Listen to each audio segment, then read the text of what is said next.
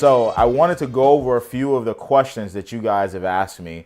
So one of the questions that have been asked most to me has been about traveling alone.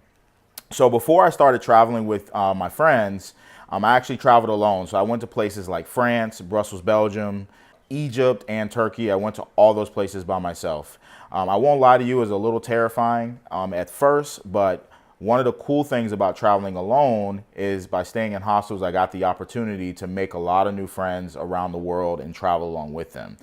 And when you're by yourself, you have the opportunity to make friends and learn about different cultures and different ways of life, and get to get stories and things like that. So when you're traveling with groups of friends, you're usually distracted by what everyone wants to do and figuring those different things out. But when you're traveling on your own, you don't really have to worry about that as much. I will tell you that I had a lot of fun.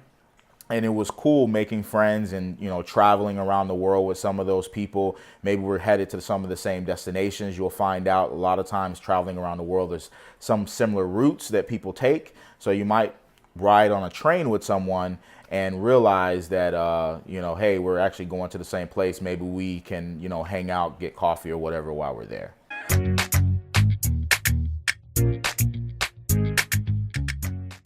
Another one of the questions that have been asked is about women traveling on their own. So yes, lots of women travel on their own.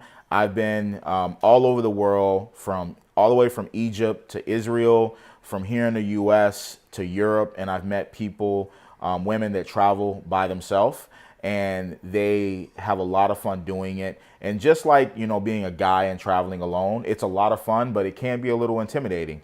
My recommendation for any females out there that want to travel on their own, just as if you were a guy, take your time, do the research. Obviously, there's different places in the world that has different cultures, different beliefs. Make sure you have understanding of those cultures and beliefs and be very respectful of them and understand that you are on your own and that you need to make sure that you make provisions. One of the things I do when I do travel alone, I make sure that I have at least one or two friends that know where I am and what I'm doing, and I keep in constant contact with them daily.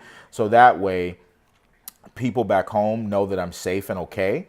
And, that way I have a little bit of peace of mind that someone knows where I am if something does happen. Same goes for males. You should do the same thing.